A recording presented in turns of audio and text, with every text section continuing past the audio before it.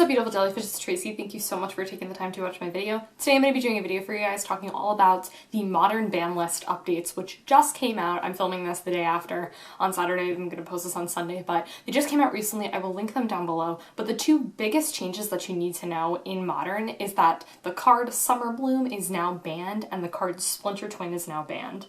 So I wanted to talk to you guys about these as well as some other speculations that people had and maybe why they didn't make those speculations. We're kind of like talking about my thoughts on it. So let's first start talking about Bloom. Now, I played Summer Bloom. If you've been watching my channel, I actually played Bloom for a bit. I actually did not run Hive Mind in the deck. I ran instead, what card? I ran like a Tooth and Nail version. I ran like Tooth and Nail, Xenagos, Hornet Queen, like a bunch of fun creatures. My deck list is on Tapped if you want to check it out. But basically, I played Bloom for a while, and the reason why I took it apart was because the deck was just not consistent. Now, a lot of people were like, oh yeah, but your deck didn't run Hive Mind, so like your deck was just so different. And I was like, the deck really wasn't that different from a lot of other Bloom decks. It was like the mana base was the same. I ran Serum Visions, I ran Ancient Strings, like I ran a bunch of those key cards. And of course I ran like the 4 Primeval Titans or whatever. I didn't have the Hive Mind combo to rely on, which I will agree, that was completely different. But for the most part, the deck was very, very standard. So like, people were like, oh, like you can't really like viably talk about like Summer Bloom getting banned because like you didn't play like the deck. And I'm just like, no, I played the deck. I played with Summer Bloom. And my whole thing about the consistency thing is that like even decks that have that whole package, the Hive Mind package, I know a bunch of people who play the deck,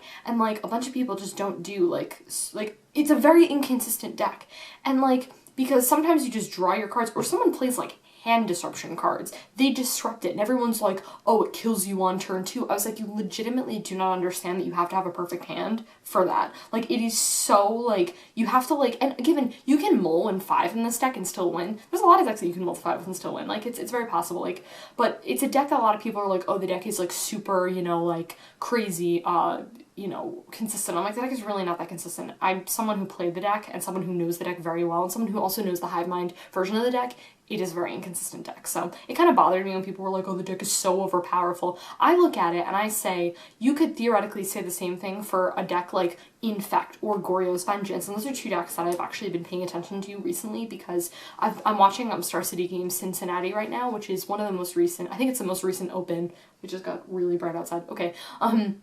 Star City Cincinnati, and I think there was like an Infect player and he ended up getting like the turn 2 win. And I look at that and I'm just like, people would be like, oh, the deck is like more less inconsistent or whatever. And like, yeah, lightning, given Primeval Titan can't be like lightning bolted, which may be like an argument over that, over a card like a Glistener Elf or something like that from Infect or whatever, but it's like, you know, you have Path to Exile, you have Terminate, you have Hand Disruption, you have counters, like there's so many different things that I feel like you can do to stop this deck, and I feel like with the deck, like it's done well, but it's not like the #1 combo deck, which is Splinter Twin, which we'll talk about in a little bit, but like, I don't know, I guess like maybe I'm just saying it because I played the deck, but I just didn't feel like it was as consistent as I think a lot of people said that the deck was. And I don't know, that was just my experience with it. Now, of course, everyone else's experience with the deck may be different, but that was just my whole thing with it. So that's my whole thing with Summer Bloom. In terms of what card to like ban, I can understand why people say Summer Bloom. Myself personally, I thought that Hive Mind was a huge issue because a lot of people like ended up taking the Hive Mind combo out in, you know, game 2 and 3 and game 3 anyway, but I felt like Hive Mind was one of the least, like, was a very difficult card to deal with because like, it's just a card that like you have to answer that turn, like you just have to have something for it that turn. And I don't know, I just thought that it, like, everyone was like, oh, that card was so fair. I was like, I honestly didn't agree at all. Like, that wasn't the reason why I actually didn't run into my deck. I just wanted to run a more creature-based combo deck compared to like a, like the Hive Mind card. But like, I don't know, I thought it was really silly, and like, I think that it just had like, I think, you know what I think it was with the deck is I think that it was kind of like, okay, you have this one really, really awesome, like, thing with Primeval Titan. We don't want to give you Hive Mind also. Like, I think it was just the combination of those two things just kind of, like, freaked a lot of people out and we're all like, oh, this deck is really scary or whatever. And I think, too, a lot of people are like, oh, the deck can come out of nowhere because, like, you could, in a sense, just top deck the card that you need. I was like, yeah, you can literally do that in any deck. You can literally top deck the one card that you need in any format, in anything. It's so possible. So, and again, I think having like, having cards like Serum Visions and Ancient Strengths and a Teleria West to get you answers, so many decks fetch for their answers. You want to talk about a deck like Tron that has so many answers that can fetch for their answers, like, I don't know. I think this is something that really like upsets me because I just like, it bothers me when people are just like, oh, this deck's so stupid. I'm like, it can kill you on turn 2. Hey, guess what? So can Goryo's Vengeance. So can Infect. So Twin can kill you on turn 4. Like, I don't know. Bothers me. I guess people just were upset because it just, again, it had both things and like it didn't have a good answer to it or whatever. So whatever. Okay, now in terms of, yes, okay, so Summer Bloom getting banned, a lot of people are like talking about how the deck can still function because you can still run like a card like Azusa. My experience with Azusa, and you know, because I played Bloom, I watched a lot of Justin Cohen, who is pretty famous for playing the deck, and one of the things that he said is that Azusa is probably the worst card in the deck because she dies a lot. She dies to a Lightning Bolt, she dies to a she's just very, she can, you know, you can Summoner's Pact for Azusa, play Azusa, then it can kill it, and then you can lose because you can't pay for your pact. I've had that happen to me before. You know, it's like, it's not a very, like, Azusa, it just, Summer Bloom is just, like, pretty much the only good way to answer it is if you, like, counter it. Where, like, Azusa, you have so many different ways of getting rid of it. You can counter it, you can path it, you can terminate, you can bolt it, whatever. So, like, I guess that, you know, she's a creature, so she's way more fragile than a card like a sorcery, like Summer Bloom is. So, a lot of people are talking about how the deck can still function and it's a lot more fair. However, I actually read one Azusa on my list, and like I said, I just think that she just is going to die way too easily, that I just think that I don't even think the deck is very... From right now, when, you know, the ban list just came out, I don't know if the deck is playable anymore. I honestly don't. Like, maybe it is. Maybe the deck can still work, and maybe there will be tweaks. Like, maybe the deck can run more Azuzas, and maybe the deck can run cards like Explore or whatever, but you're not gonna see, like, a turn, you know, a turn 2 kill really anymore with this deck. And I don't know, I'm trying to think of, like, the minimum that the deck can win on. To be honest, I don't really know. But I don't know. That's, like, my whole thing with Summer Bloom. Like I said, I'm very, like, I feel very heavily towards this deck because I played it and because I've heard both sides of the argument. I've heard so many arguments for, like, this deck. Again, those are just my experience. You may have a completely different experience with the deck where you know someone who consistently goes 4-0 with this deck. That is not my experience with the deck. From me, and not only from me, but from people who run Hive Mind in their deck. So that's my whole thing. So, second thing, I want to talk about Twin. I am really... part of me is surprised and part of me is not surprised that Splinter Twin got banned. And my whole thing with Twin is that I feel like it's just because the deck is getting a lot of attention because it's like a consistent deck. Again, it can kill you on turn 4, but you don't have to kill someone with a combo. You can just kill someone with, like, you know, a Snapcaster Mage or a Deceiver Exart or a Keranos. Like, you have a bunch of ways of you know, killing your opponent. So, like, I think that point, it was just variation in the format. And now what I'm really interested to see is that what is going to be, like, the control deck, though? The control deck. And part of me is wondering if it's going to be Grixis control. Like, I don't really know. And kind of part of me is, like, hoping that maybe it is, because, like, I'm playing Grixis control now, so I'm just like, yeah, maybe this is going to be the control deck that people are going to be playing. But to be honest, I don't really know, because I think that, like a lot of the other, like, the combo deck, I mean, and, like, a lot of people are like, oh, Twin isn't a control deck, it's a combo deck. But for me, I always put it in both categories. Like, a lot of people say that it's the best combo deck, and it's the best control deck, or both, whatever. But, I don't know, my whole thing with Twin is that I didn't really have an issue with it. Like, for a while I was kind of like, Twin, but then I goldfished the deck, and I was like, this deck's actually kind of sweet. And my whole thing with Twin, though, is that you can disrupt this combo, like, so easily. Like, there's this really awesome card called Rending Volley. This card is fantastic. I run 2 in my sideboard, and now, to be honest, I think I'm going to replace them with something else, because I'm like, wow, like, I just don't know if I need this card in my sideboard anymore, at least not as a 2 of, because, like, it was for Twin. It was for other things, but mainly it was for Twin. So, like, I think I was just shocked because, like, it's a deck that's done so well, and it's not a deck that it's banned because it's quote-unquote broken. It's a card that's banned because the format was just getting, like, everyone was playing Twin. And I feel like that with Tron. I've said this before, like, I'm sick of Tron because it's played a lot at my local game store. And, like, I don't know. We'll kind of see, like, what happens with that. A lot of people are like, oh yeah, but you can run Kiki Jiki, and so, like, that may replace it. And Kiki Cord is probably going to get, like, a lot of attention, probably a lot more, because Twin is banned. But I feel like that deck, you know, that deck hasn't been getting enough, like, hasn't been getting a lot of attention like Twin has, so consistency-wise, I'm not really sure. I do know a couple people who play Kiki Cord, so I don't really know. We kind of have to see, like, with that, like, what's gonna happen to Control as it sits right now, because I'm really not sure. But in terms of, like, I thought the deck was fair. I thought that the deck was fine. I feel like I sound hypocritical because I say that that deck is fair and Bloom is too, but I don't know. I thought that the deck didn't really have issues. I understand the why, because of the format just getting super stale with a lot of people playing this deck and doing really, really consistently well with this deck. So I understand. Yeah, so now I want to talk about a couple of cards that people thought, like, a bunch of, like, random things, like, cards that people thought were going to get unbanned, things like that. Two of the biggest things that I heard is that Bloodbraid Elf would be unbanned.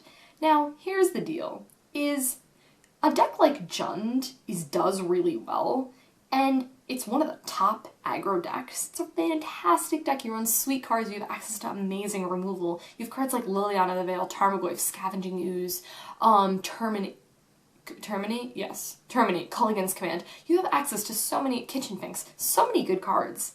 And my whole thing is, Jund has a bunch of nice stuff already. Why would we give them Bloodbraid Elf? Like, I 100% completely, like, was like, if Jund wasn't a popular deck and people weren't playing the deck, and it was kind of like a, you know, not a popular, but, like, not as popular as it is right now, like, not one of the top decks, I would be like, yeah, sure, unban Bloodbraid Elf. But the deck has so many good cards already, you don't get to have Bloodbraid Elf. I'm sorry, like, it's just really, really good. So my whole thing is I completely disagreed, like, when people thought that that card would be unbanned. I didn't see it. Another card, too, that people thought were going to get unbanned was Stoneforge Mystic. And to be honest, I kind of thought that it was because of the reason that people thought that was because of the promo, and you just gotta, like, not go off of that, I feel, because I don't feel like that's a very accurate measure of what things are gonna get banned and unbanned.